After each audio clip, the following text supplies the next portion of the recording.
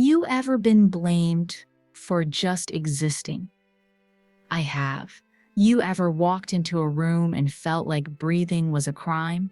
Because I did. My name is Camille, and for nearly 3 decades, I carried a secret under my skin, one I couldn't utter, but that pulsed louder than any heartbeat. I was the invisible backbone of my family. It didn't start when I turned 20 or when Dad vanished. It began earlier, back when I was barely 10. I remember waking before dawn, the house dark and silent, except for the soft hum of my mom's oxygen machine. She'd be seated on the edge of her bed, pale and fragile, whispering to me that she loved me, though love had become a transaction in our home, with expiration dates and fine print. I'd tiptoe past her, to tiptoe past my siblings' rooms, careful not to wake them, and slip into the kitchen to start breakfast. 3 eggs, a slice of bread for each of us, hot tea for her. Then I'd pack my little brother's school bag, stuff an extra granola bar into his pocket, and walk him the 2 miles to the school gate before turning back to my own homework. Most days, no one noticed. Tasha and Derek, 6 and 8 years older, were already off to work or college. They saw me as the baby, the one who had nobody's expectations on her shoulders. Camille does nothing, they'd joke to their friends, and I'd plaster on a smile, because the alternative was to crack open, to let them see the truth, that my grip on life was through the chores I did, the pills I sorted, the bills I paid with money that seemed to materialize out of thin air. My first real job started with a broken laptop and a flimsy internet connection. At 17, I taught myself to type 500 words an hour. I scrolled through freelancing sites, bidding on tiny gigs, proofreading essays, rewriting blog posts, crafting cover letters. I was the ghost in every project.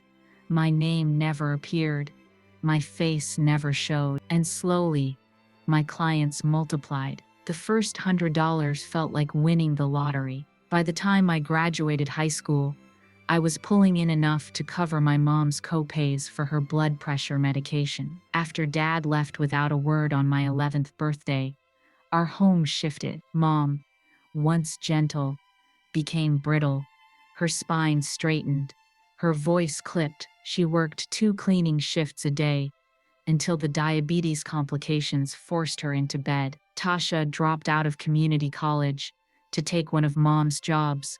Derek got a second part-time gig bagging groceries at night. They bragged about their hustle, posted pictures of dollar signs in front of the clock-ins. Me?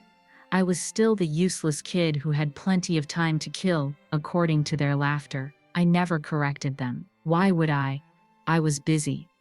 Busy being 2 people at once. In the daylight hours, I was their sister, silent and unseen, running errands, folding clothes, wiping counters. After midnight, I was a remote entrepreneur, launching Shopify stores, ghostwriting romance novellas, editing resumes with obsessive care. I discovered I loved the click-clack of keys, the rush when payment received popped up in my dashboard. It tasted of freedom. When I turned 24, I had 2 phones. The first one was for my family, to feign normalcy, to receive their calls about broken locks, missing dishes, locked cupboards. The second phone was my real life. On it, I had a spreadsheet with color-coded columns, client name, project brief, deadline, payout received. I learned to juggle 6 projects at once. I wrote a 50,000-word novel in 3 weeks, rebranded a struggling Etsy shop that now nets $1,200 a month, slapped together landing pages that converted at 12. My evenings were sleepless, my nerves frayed, but every dollar I made went straight into the family account, an account they thought Mom managed. They believed her bum ankle had an unexpected inheritance. They never suspected the truth. Sometimes, late at night, I'd watch them from the doorway of the living room. Tasha would roll her eyes at a bill that magically decreased. Derek would snap his fingers, satisfied at another mistake from the electric company. Mom would relax in her armchair, nursing a cup of tea. They'd complain about money, passing the blame from one to the other, never once considering that I was the one quietly bridging every gap. I became addicted to their ignorance. It was my secret power to give them life, without them knowing who was breathing it into their home. But you know what they say, no secret stays safe forever.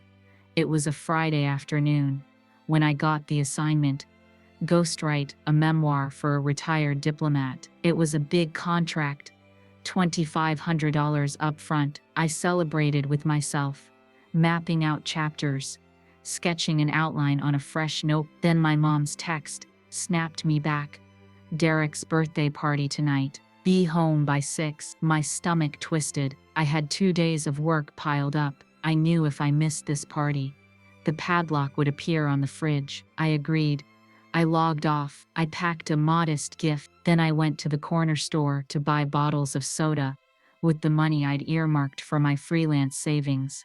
Money they thought lay unused. I chose the cheapest chips, the fancy cake, and I told myself I was happy to do it. The house was buzzing when I arrived. Music thumped, balloons bobbed. Tasha danced on the couch in a too-tight party dress. Derek sat at the head of the table, waiting to cut into his cake. I set down the gift and the cartons of soda, smoothed back my hair. Mom flicked the lights on and off, smiled, and said, "Look who decided to join us." Her tone was flat, almost sarcastic. I forced a grin. "Happy birthday, Derek. I got you your favorite mango soda." He nodded, half-hearted. Tasha didn't even glance up. They were busy congratulating each other on how much they'd grown, how tough they'd worked, how they were the real pillars of the family. Then Mom held up her glass, a toast. Glasses clinked. She smiled at Tasha and Derek. "Let's thank the ones who really carry this family. Tasha and Derek, I don't know where we'd be without them." Laughter. A few cheers. Then her eyes flicked to me, and she added, "And maybe Camille can learn a thing or two. Stop being so useless." It felt like someone punched me in the solar plexus. I could taste the cake, feel its sweetness turn sour in my mouth. My pulse thundered. In that moment, the world slowed. The flick of her hair, the glitter on the table, the goofy grin on Derek's face. I stood up so slowly that it looked deliberate. One by one, I crossed the room toward the kitchen, arms tight at my sides, and I reached for the dusty box tucked under the sink. I lifted it with both hands, carried it back to the table, and dumped its contents in one motion. Bank statements, Pioneers payouts, Upwork earnings, grocery receipts, utility bills, the invoice from that ambassador's memoir. The laughter died. A silence so heavy it was as though the lights had snapped off. Papers fluttered on the table like wounded birds. I sat down, squared my shoulders, looked each of them in the eye. "Go ahead, read them." Then they flickered through shock, confusion, betrayal. Tasha's hand trembled over an electric bill marked overpaid by $400. Derek stared at a grocery invoice in my name, $350 worth of food they'd eaten. Mom's cheeks went pale. She sank into her chair. "You mean all this time?" she whispered. "All this time," I said, my voice quiet but unbreakable. "You called me a parasite, but I've been feeding you." My little brother, only 15, stood by the door, clutching his party hat. I'd paid for his inhaler refills too. He looked from me to them, eyes wide. It was as if he finally saw me, not as the invisible sister, but as Camille the provider. Camille, the only reason they hadn't lost the house. For days they couldn't look at me. Their apologies were mumbled, half-hearted, suffocated by guilt. Tasha offered me money for all I'd done. Derek sent text messages begging forgiveness. Mom left voicemails, tears audible through the static. But I was gone. I moved out 2 weeks later into a small studio with a padlock-free fridge and a front window that let in sunlight. I set up my desk by the window, arranged my laptops like sentinels. I never believed peace could taste so sweet. They texted me on my birthday, "Miss you, sis," and I replied with a heart emoji, then deleted the conversation. I haven't spoken to mom in months. My brother reached out last week, asked if I could help him with an essay. I logged in, edited his draft, then silently logged off. No one knew.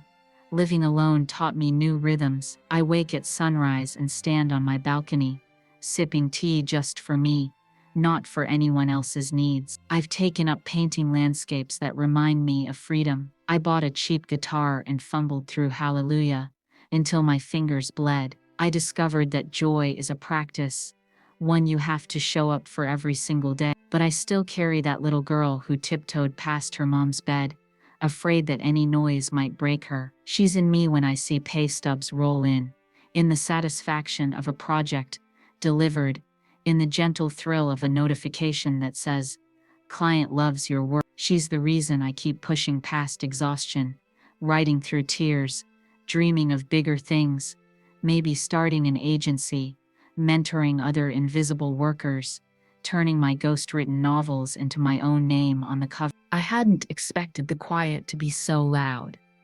After everything, after proving myself, moving out, reclaiming space, I thought silence would feel like luxury.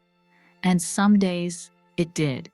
But other days, it crept up like fog, lingering in my throat. There were mornings when the kettle boiled, and I had no one to pour tea for but myself. No one asking for toast. No emergencies. No errands. Just me and the soft whistle of survival. But that kind of quiet isn't peaceful until you earn it. I kept busy, always. My phone lit up with client requests, bios, product pages, newsletters, ebooks. My portfolio grew. I was ghostwriting for life coaches, fitness gurus, influencers. Their names went viral. Mine never showed, but I didn't mind. That was the game. Until one message changed everything. It came from a client I barely remembered, a woman in Ohio who'd hired me to write her wedding vows. Nothing fancy, just simple words to match the backyard ceremony she was planning. The subject line read, "You changed my life." I opened it cautiously. She wrote, "I know this probably sounds dramatic, but your words saved my marriage before it even began."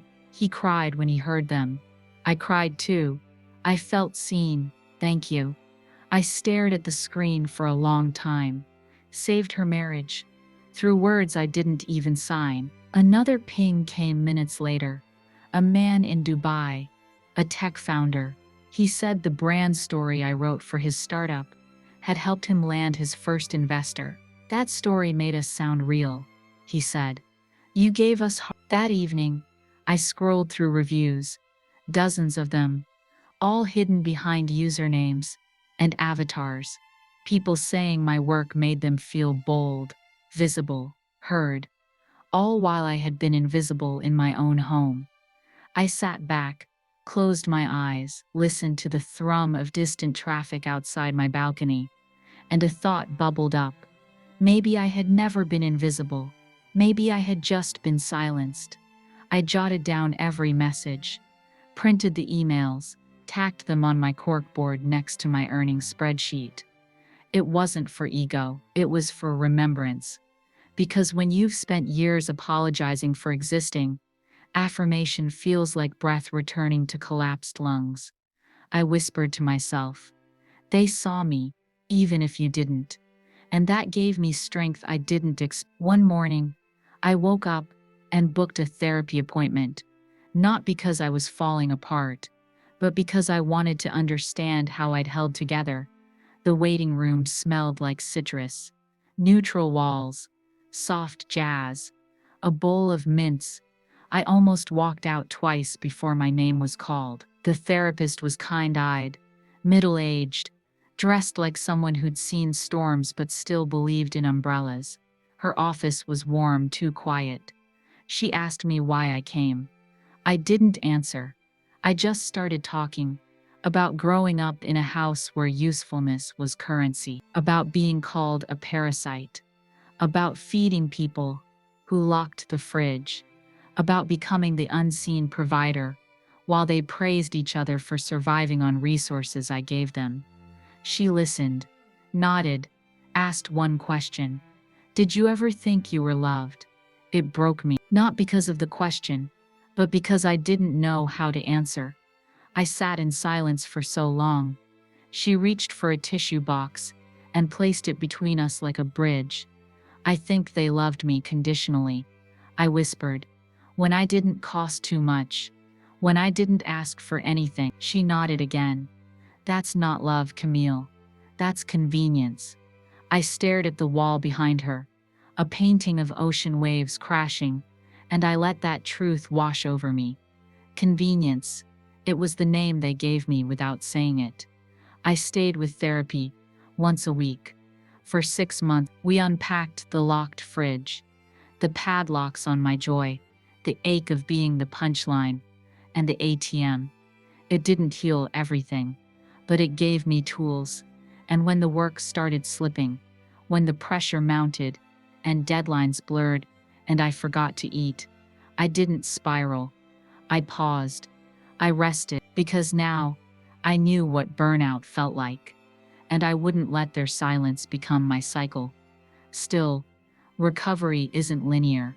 One Thursday, I missed 3 deadlines. I cried into my sink, not because of the clients, but because I feared becoming that girl again, the one who's not doing enough. I called my therapist. She told me to write a letter to my younger self. I did. Dear Camille, you are not lazy. You are not a mistake. You are a miracle no one studied. You hold houses together. You breathe life into strangers. You feed people who bite the hand. You are worthy before the work, beneath the wounds, beyond the receipts. I printed it, taped it to my mirror, read it every morning. Some days I believe it. Some days I practice until I do. Later that month, Tasha sent me a text, a dinner invite. She said Mom had cooked, and they wanted to reconnect. I almost deleted it, but curiosity lingered. So I went. I dressed in black, neat, professional. I didn't overthink it, just comfortable. Miles stayed with a neighbor. I needed to face this alone. The house hadn't changed much. Same chipped walls, same smell of old stew and unresolved tension. Mom opened the door. She smiled like someone remembering something halfway through. Camille, she said, you look healthy. I nodded. They'd set the table with care. Tasha had lit candles. Derek had stacked plates. It felt rehearsed, like a play with no script. We ate quietly. They asked surface-level questions. How's work? How's Miles? Any news? I answered briefly.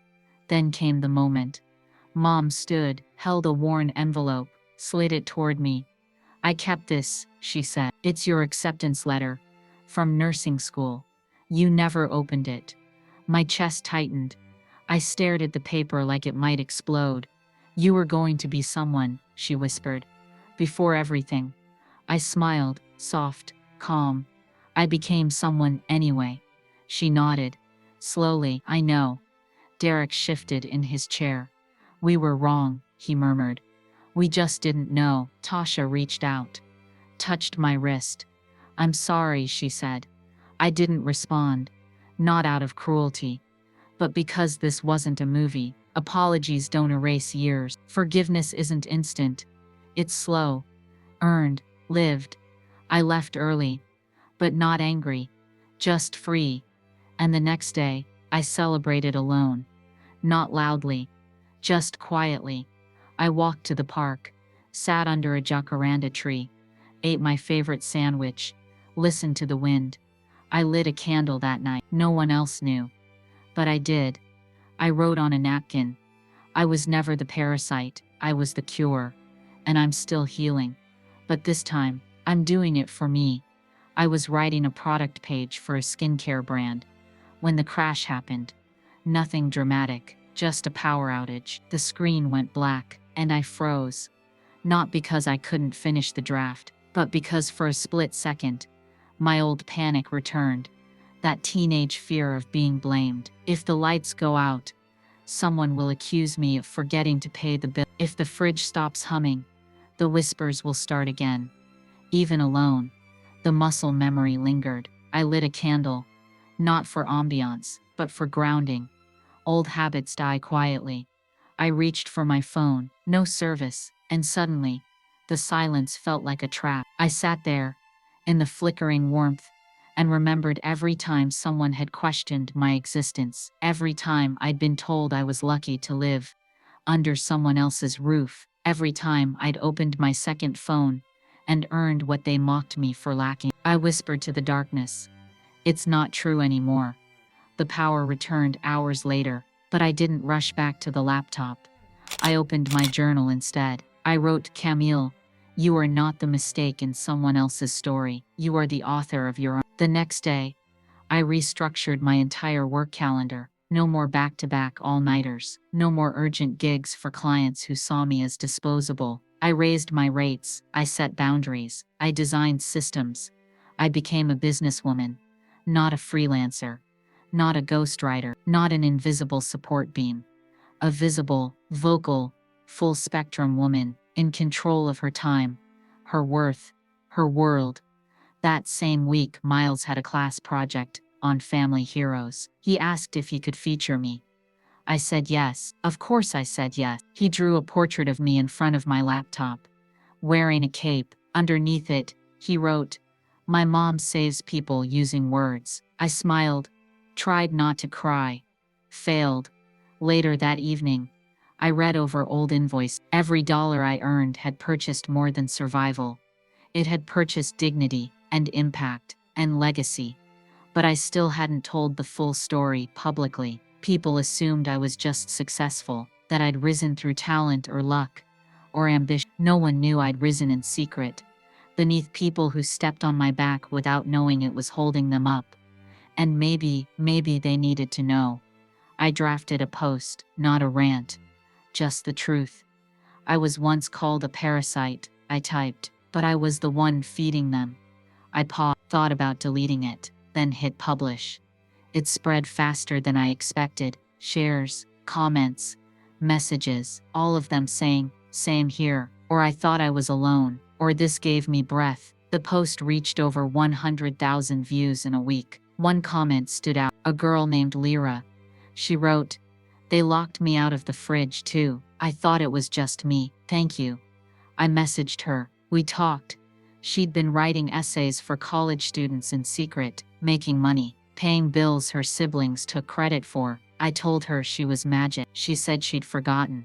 We stayed in touch. Soon there were dozens of us, a network of quiet heroes. I hosted a Zoom call, asked them one question. "What name did they call you?" Answers filled the chat.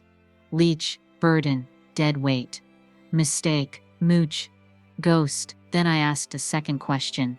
"What did you actually do?" Answers poured in. Paid the rent, took care of sick relatives, raised younger siblings, worked through the night, graduated while hiding depression, built family businesses in the background. We stared at each other, silent, in awe. We weren't mistakes, we were masked miracles. I created a support group. We called it Unseen and Unbroken. Every month, we met, shared stories, resources, strategies, grief. I spoke less, listened more, because the more I listened, the more I realized this wasn't about revenge or recognition. It was about rewriting the script entirely. Visibility isn't about applause, it's about truth. One night, someone asked if my family ever said sorry and meant it. I said maybe, but also maybe not, because some apologies arrive in actions, not words. Mom started sending me texts every Sunday,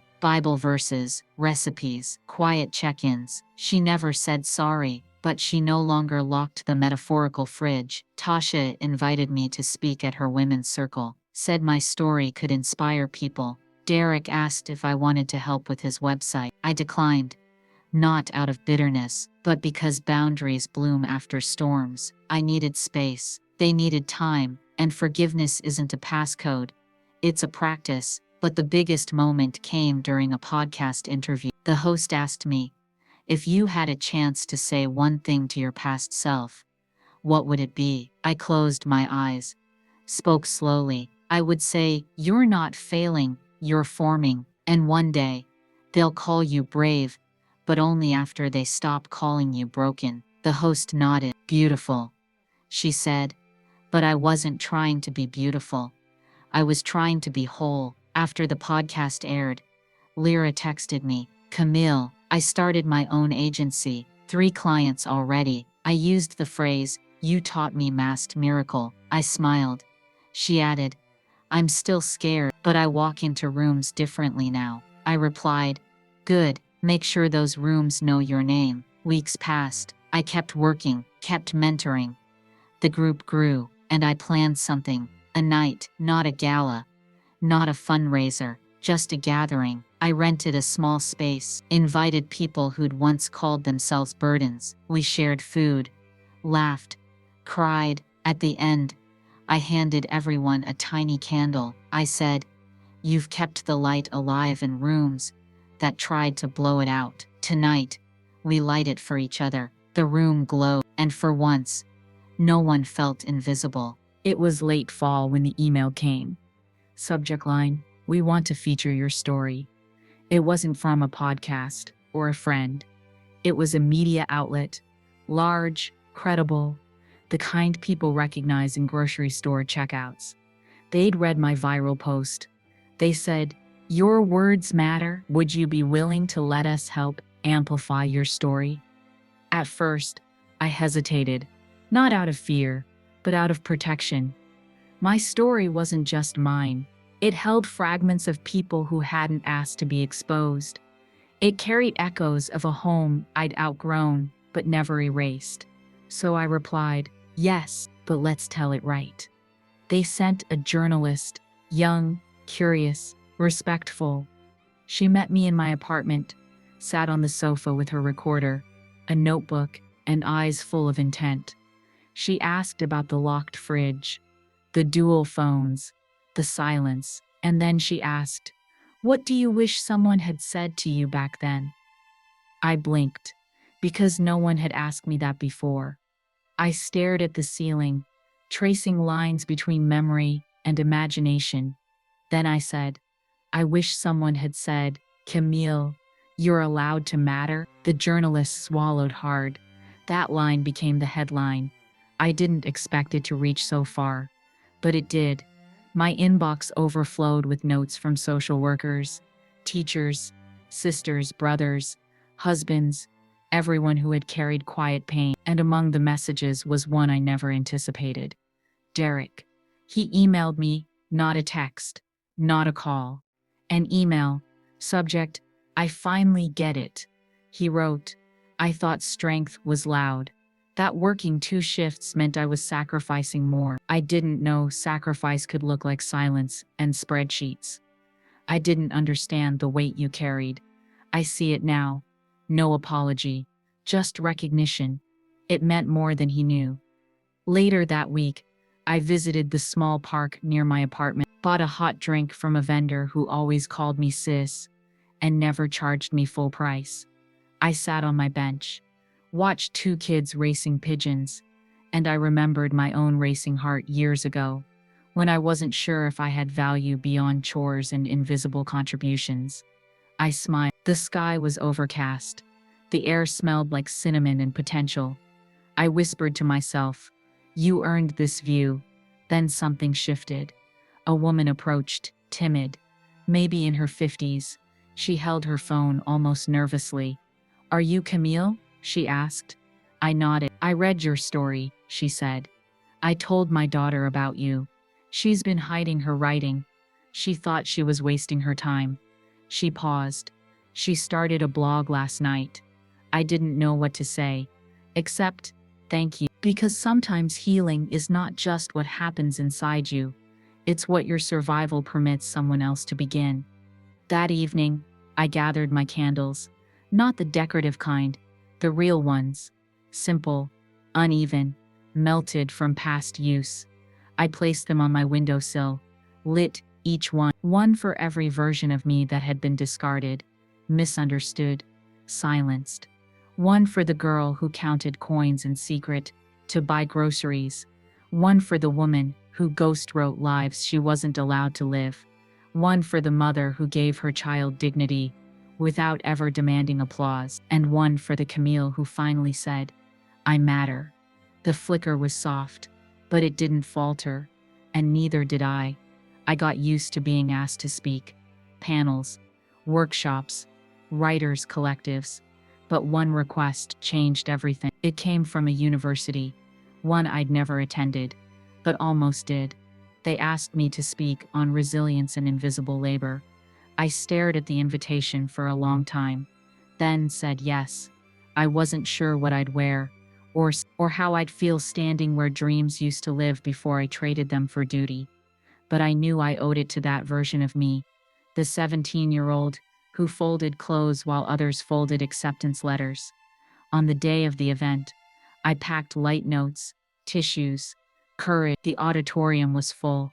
Young faces, some tired, some inspired, some with eyes that looked like mine used to, scanning rooms for proof that they belonged. I stepped up to the podium, breathed deep, spoke, not fancy, not rehearsed, just real. I told them about the locked fridge, the dual phones, the secret invoices, the love I gave in silence, the years I made groceries appear from a name they mocked. They listened, and when I finished, they stood, not because I was famous, but because they saw them afterward. One student asked, how did you keep going when no one saw you? I smiled softly.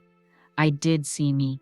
Another student hugged me, whispering, thank you for surviving out loud. It echoed in me like a prayer. I walked out of that auditorium lighter. That night, today, I speak in rooms that once excluded me, not out of vengeance, but out of voice. I've ghostwritten hundreds of lives. Now, I'm writing mine, loud, clear, unapologetic. So, if you were called a burden, if your love was dismissed, if your labor went unnoticed, if your silence was mistaken for agreement, remember this.